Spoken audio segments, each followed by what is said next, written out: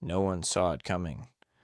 What Ellsworth Bumpy Johnson pulled off after that insult hit him hard. It was September 1948 when Sal Bonnano barged into Bumpy's spot at Wells' restaurant, flanked by half a dozen guys toting guns, and dropped the line no one dares utter to Harlem's Godfather. That ugly racial epithet rang out across the dining area sharp as a rifle shot. Folks figured Bumpy would snap, whip out his blade, and turn the joint into a slaughterhouse. That's exactly what S craved, a solid excuse to ignite all-out conflict. But Bumpy flipped the script in a way that sent chills straight through S's veins. He grinned, not the warm, welcoming kind, more like the smirk a guy flashes when he's already mapped out your end and you're clueless. Then Bumpy rose deliberately from his seat, neatly set his napkin down on the tabletop, and delivered just 6 words that reshaped the underworld's hierarchy in New York for good. Those words drove Sal Bonnano out of Harlem by night's end. They forced the 5 families to scramble into an urgent summit, and those words, they weren't some idle warning. They were a solemn vow. The Harlem of 1948 wasn't the polished version from films. It operated like a sovereign realm. Bumpy Johnson held the throne. He didn't command from shadowy lairs or secret hideouts. His domain was Wells' restaurant on 135th Street, a straightforward eatery, crimson leather seats, patterned cloths on the tables, the aroma of crispy fried chicken and collard greens lingering thick as sacred smoke. Yet every key player in Harlem passed through that entrance. Jazz artists, clergy, policy operators, officials, even law enforcement. They showed up because Wells was sacred turf. You might carry a grudge outside on the pavement, but crossing that threshold meant honoring the truce. Bumpy's truce. Since Bumpy Johnson gripped what the Italian syndicates, Irish crews, and crooked badges all coveted. Dominance over Harlem's policy wheelings. The policy racket was straightforward. Locals wagered small change, pennies, nickels, dimes, on 3-number combos. Hit right, and you cashed in big. Miss, and the operation pocketed your stake. To Harlem's residents, it transcended mere betting. It embodied optimism, a shot that perhaps, this time around, you'd score and snag those new kicks for your child, or settle the rent without groveling to the building owner. Bumpy hadn't created the policy setup. Credit went to a sharp-minded African-American entrepreneur, Stephanie St. Clair, dubbed Madame Queen.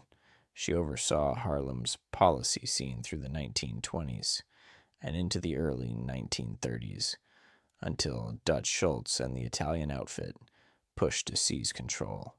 They almost ruined her. That's when she recruited Bumpy. "Safeguard my enterprise," she instructed him, back in 1932, "and I'll elevate you to Harlem's top authority." Bumpy honored the deal. Come 1948, he'd seized full command of the policy network in Harlem. Millions poured into his coffers annually. The Italians despised it. Given their code where black leaders didn't build syndicates, they served in them.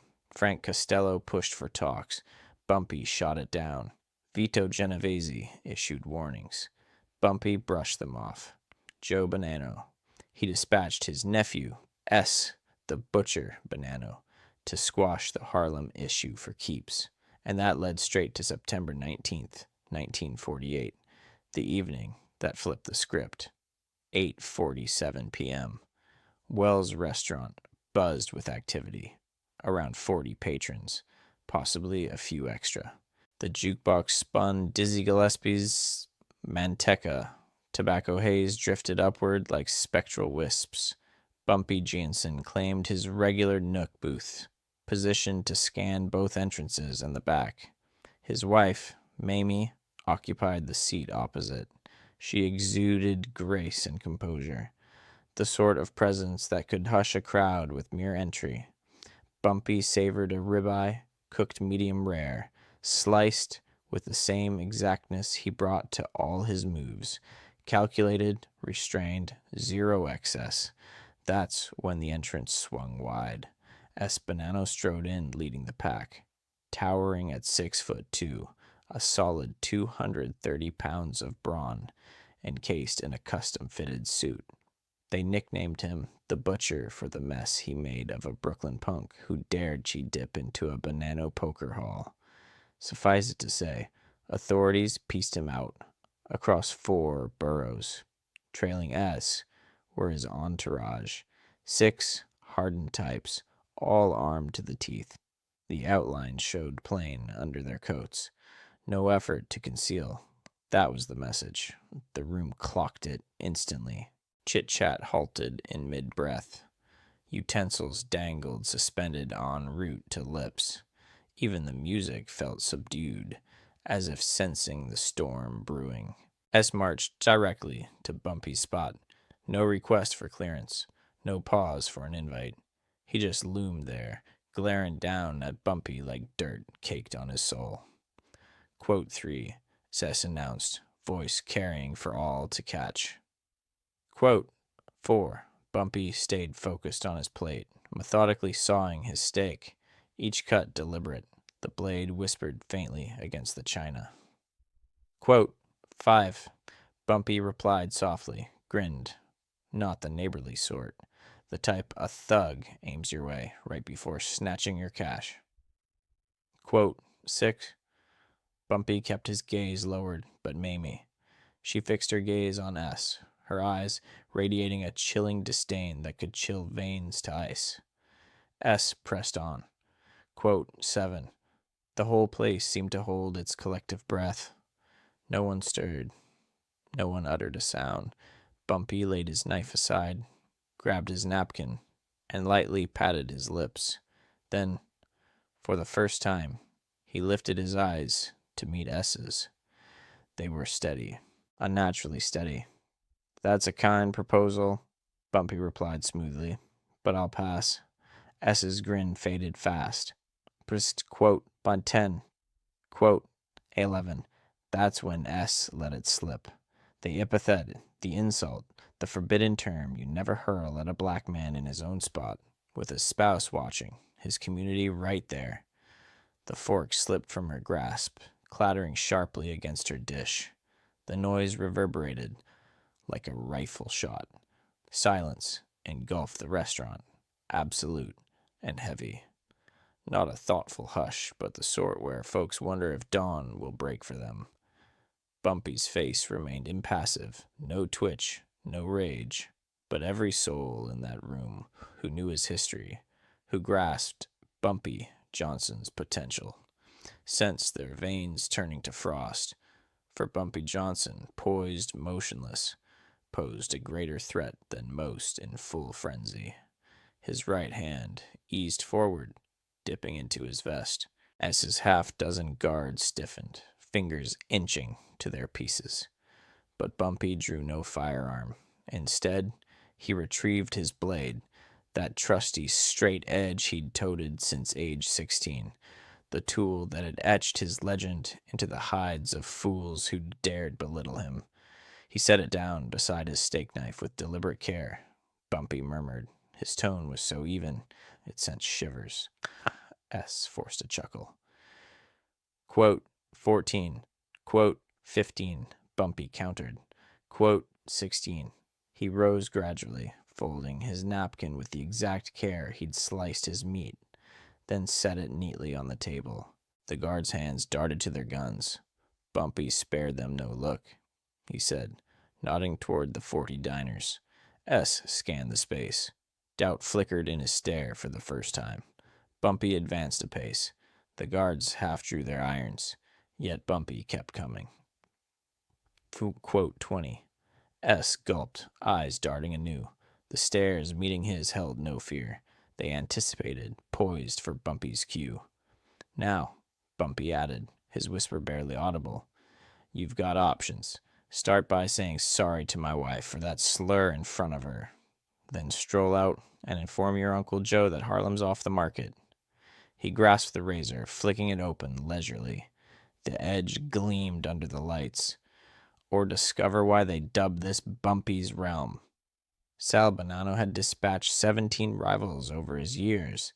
He'd snapped limbs, torched ventures, shaken down fortunes. Fear wasn't his norm. Yet there, amid 40 hushed observers, locked on Bumpy Johnson's steely, serene gaze, Sal Bonnano experienced a chill from boyhood days. Dread, not from bodily harm, but from grasping a fatal blunder with no escape. Bumpy's lips curved, that familiar smirk, signaling he foresaw the tale's close. Then Bumpy Johnson delivered 6 words, words that would resound in the shadows of crime for generations. The phrase lingered like fog. S's complexion drained. "What? You caught it," Bumpy assured coolly. "You barge in here, insult me, my bride, my kin, and expect a free exit."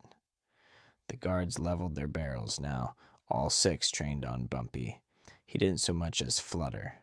Bumpy said, "Every street, every shadow, every hidden path in Harlem. You're finished before you even realize it." The quiet hung heavy in the air. The wall clock's steady tick echoed. The kitchen fridge droned faintly, and faint, ragged breaths cut through the stillness. Sal Bonnano's fingers trembled slightly on his gun. That's the moment Bumpy Johnson offered him an undeserved escape. Or, Bumpy murmured gently, you could say sorry to my wife, step out of this place, and stay gone forever. Let your uncle know that if he's after Harlem, he'll have to show up personally. But he'd better bring more than half a dozen guys. For full 10 seconds, the room froze. 10 seconds. That dragged on like a decade. Finally, Sal Bonnano dropped his aim. His men stared at him, stunned. But Sal ignored them, his gaze fixed ahead. "Mrs. Johnson," he whispered, voice hardly above a breath. I'm sorry. That word I used, it was wrong." Mrs. Johnson didn't react, just locked eyes with him, icy and unrelenting.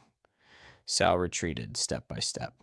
His group trailed behind, guns still gripped, but pointed down. They edged toward the exit, like they'd just dodged a live explosive. At the door, Sal glanced back once more. Quote, 34. Bumpy eased into his chair, spared another bite of steak with his fork. Quote, 35, he replied calmly, eyes on his plate. Quote, 36. Sal and his men slipped away. The door click closed. The eatery held its breath for a beat. Then applause broke out. Slow claps building to a roar. Folks rose, whooping and hollering. Bumpy Johnson had faced off against 6 armed gangsters and ended it without pulling a trigger. Mrs. Johnson reached over, gripping his hand tight.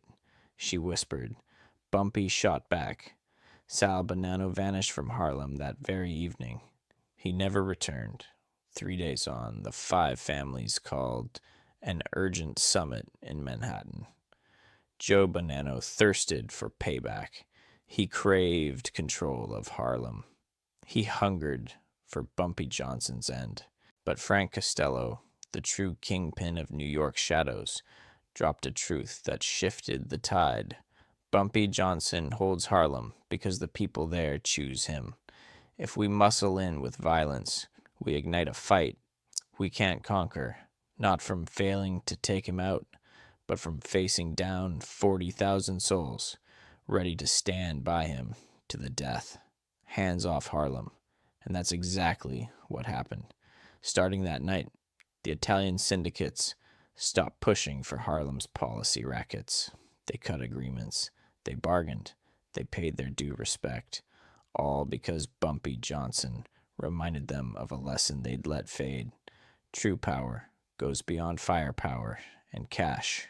It's rooted in allegiance. It's forged by gaining the admiration of folks who owe you nothing. Sal Bonnano passed in 1952. A heart seizure. Some called it fate. Others whispered, Bumpy held grudges that lingered. No one can say for certain. But one thing's clear. After that September 1948 showdown, no one ever slighted Bumpy Johnson in his own spot again.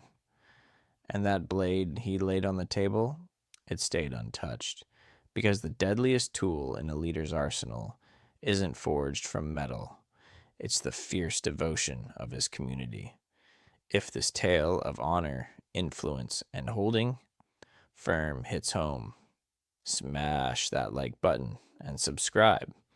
Pass it on to a friend who could use a dose of genuine toughness, the type that speaks louder than any brawl.